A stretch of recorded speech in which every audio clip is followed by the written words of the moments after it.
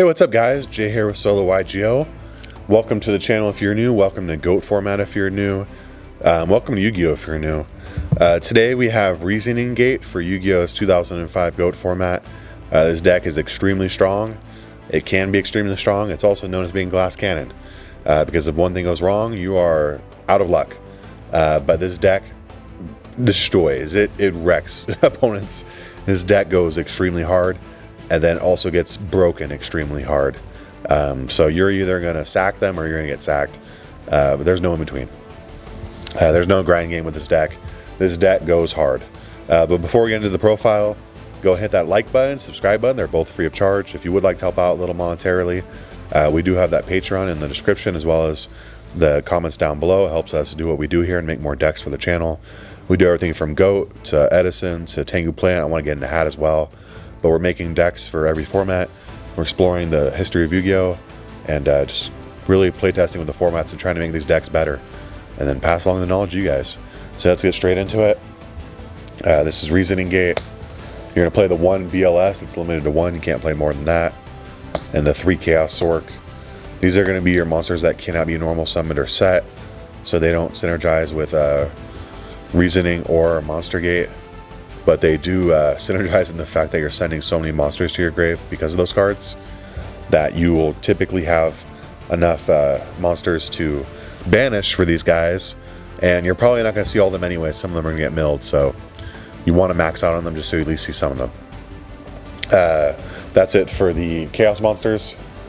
For the monsters that are summonable off of Reasoning or Monster Gate, this is going to be a rather standard lineup in my opinion, but we're going to play 3 Sacred Crane.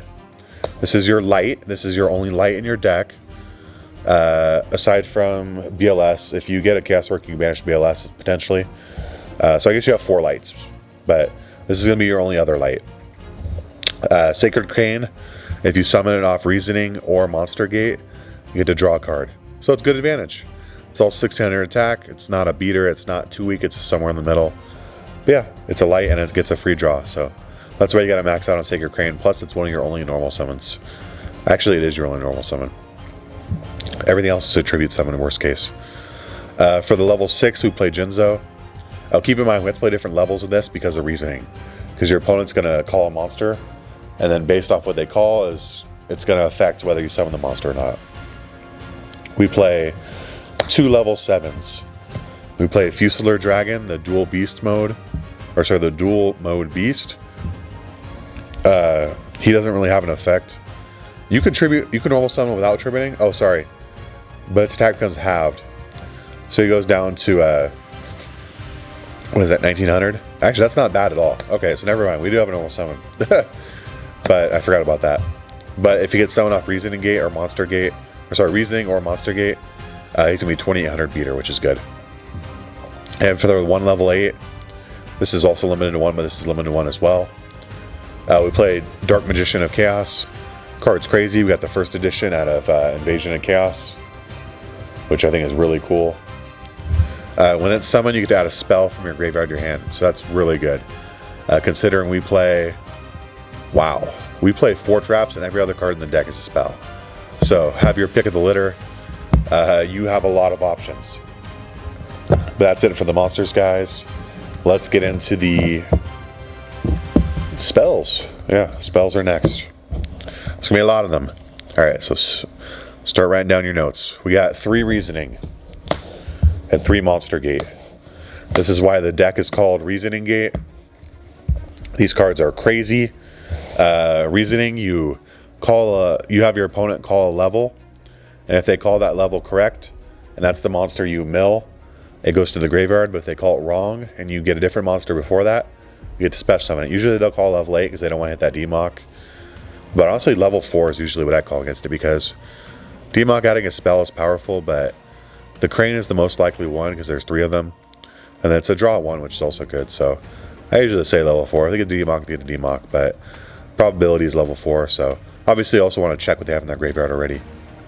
And then Monster Gate, you just tribute a monster and then you do the same thing, but you're going to get it regardless. So that's good.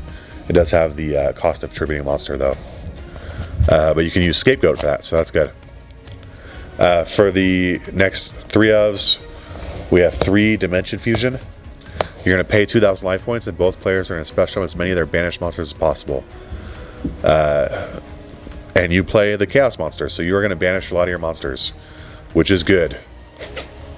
And then summoning back that Crane to draw a card, it's kind of busted. It's kind of overpowered. So, yeah, once you're Dimension Fusion, you're good to go. This card's banned as all hell today. There's no way this card's coming back. And then we play 3 Scapegoat.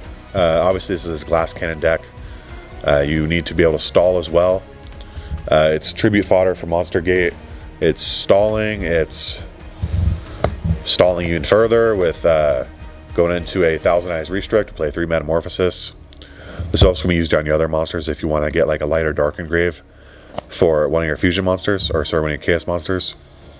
So that has good implications there. But overall, these 5 cards being played as 3 ofs are very solid. The rest of the deck is nothing but 1 ofs. So let's clear these off and get to the 1 of spells.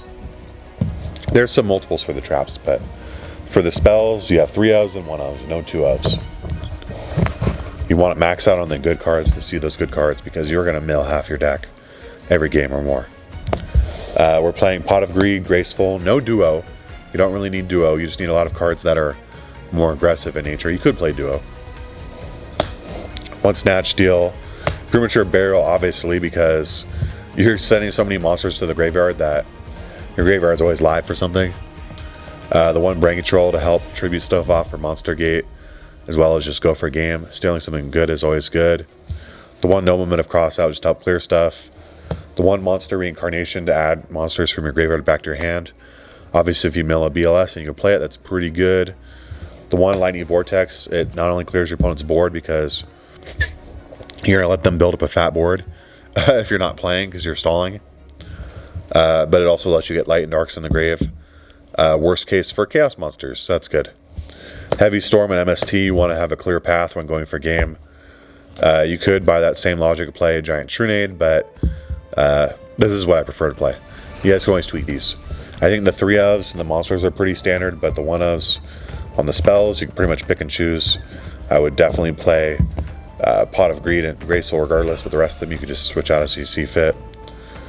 Then we have the 3 Solemn Judgment for the traps. This lets you go in for game. Card's crazy. And then the 1 Call of the Haunted. Obviously, like I said, you're milling your whole deck, so Call of the Haunted is very much so live. You can summon a Crane back and draw a card, that's cool. Summon back a Demock and get a spell, that's cooler. But yeah, that's it for Reasoning Gate, guys. Hope you guys enjoyed the profile. If you made it this far and you think we earned a subscription, hit that subscribe button and like the video. It's also free of charge.